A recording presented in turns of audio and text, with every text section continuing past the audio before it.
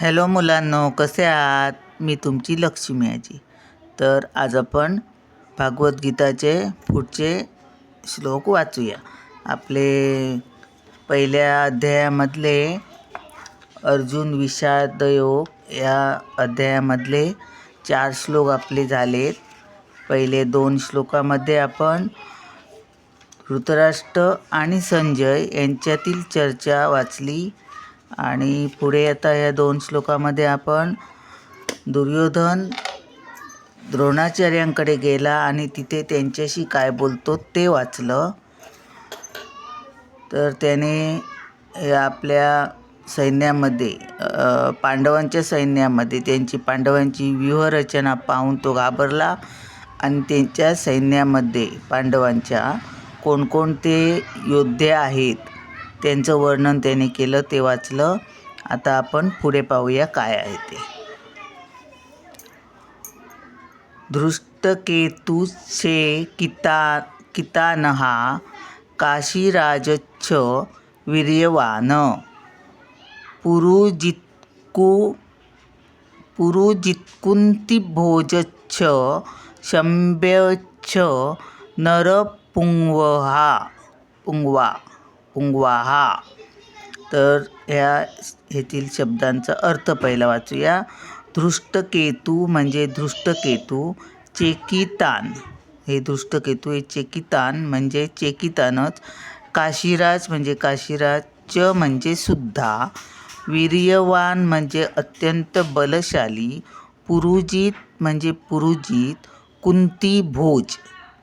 कुंतीभोज म्हणजे कुंतीभोजच, च म्हणजे आणि, सभ्य म्हणजे सभ्यच, च म्हणजे आणि, नरपुंगवहा म्हणजे मानव समाजातील श्रेष्ठ वीर. यातील शब्दांचे अर्थ झाले. आता ह्या श्लोकाचा अर्थ बघूया. या सैन्यामध्ये श्रेष्ठ शूरवीर आणि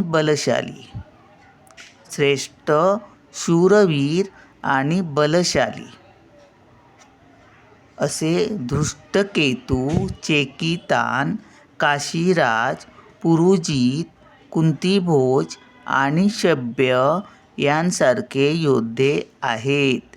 ह्या कडव्यात काय लिहिलं तर श्रेष्ठ शुद्धवीर शूरवीर म्हणजे हे जे धृष्टकेतू, चेकितान, काशीराज, पुरुजित, कुंतीभोज आणि शब्य हे कसे आहेत? श्रेष्ठ आहेत, शूरवीर आहेत आणि बलशालीसुद्धा आहेत असं या कडव्यामध्ये लिहिलेलं आहे. इथे तात्पर्य नाही दिलं, हे जसं तात्पर्य दिलं तसं, तर कारण एवढंच आहे ते. तर पुढे बघूया. युद्धामन्युच्छ विक्रांत उत्तमौजाच्छ वीर्यवान सौभद्रो द्रौपदेयाच्छ सर्व एव महारथा. तर शब्दार्थ बघूया.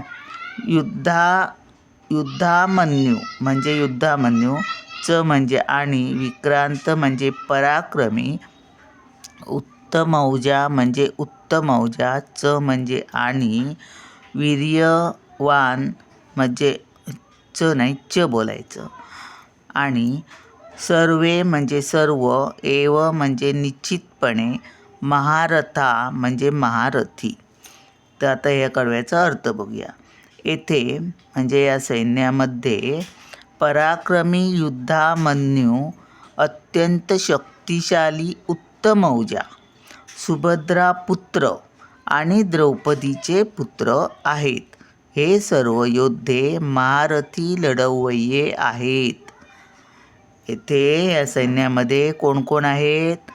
पराक्रमी आहे युद्धामन्यू, हा पराक्रमी आहे. अत्यंत शक्तिशाली कोण आहे? उत्तमौजा. आणि सुभद्रा पुत्र आणि द्रौपदी, सुभद्रेचे पुत्र आणि द्रौपदीचे पुत्रसुद्धा आहेत ह्या सैन्यामध्ये, असा याचा अर्थ आहे. पुढे बघू. अस्माकं तु विशिष्टा ये तान्निबोध द्विजोत्तम नायका मम सैन्यस्य संज्ञार्थं तान्ब्रवीमि ते. तर अस्माकं म्हणजे आपल्या, तू म्हणजे परंतु, विशिष्टा म्हणजे विशेष बलशाली, ये म्हणजे जे, तान म्हणजे त्यांना, निबोध म्हणजे नीट जाणून घ्या, द्विज उत्तम म्हणजे हे ब्राह्मण श्रेष्ठा, नायका म्हणजे नायक सेनापती, नायक किंवा सेनापती, मम म्हणजे माझ्या, सैन्यस्य म्हणजे सैन्याचे, संज्ञा अर्थम म्हणजे जाणून घेण्यासाठी, आणि तान म्हणजे त्यांना, ब्रवीमी म्हणजे मी सांगतो, आणि ते म्हणजे तुम्हाला. ते म्हणजे तुम्हाला. त्या शब्दांचा अर्थ झाला. आता या कडव्याचा पूर्ण अर्थ बघूया. हे ब्राह्मण श्रेष्ठा, दुर्योधन द्रोणाचार्यांना बोलतो की हे ब्राह्मण श्रेष्ठा, तुमच्या माहितीकरिता माझ्या सैन्याचे नेतृत्व करण्यासाठी विशेष पात्र असणाऱ्या सेनाधिकाऱ्याविषयी मी तुम्हाला सांगतो. म्हणजे हा दुर्योधन त्या ब्राह्मणांना सांगतो की तुमच्या माहितीकरिता मी सांगतो तुम्हाला की हे जे कोण कोण योद्धे आहेत ते, त्यांच्याविषयी दुर्योधनाने त्यांना सांगितलं. तर अशा प्रकारे आपलं इथे आता हे तात्पर्य वगैरे नाही आहे, तर आपण इथे पूर्ण करूया. पुढच्या व्हिडिओत आपण पुढचे श्लोक आणि त्याचे अर्थ आणि तात्पर्य वाचूया.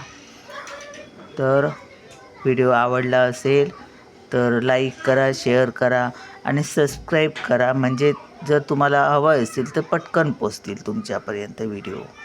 तर चला मग बाय, पुढच्या व्हिडिओत भेटूया.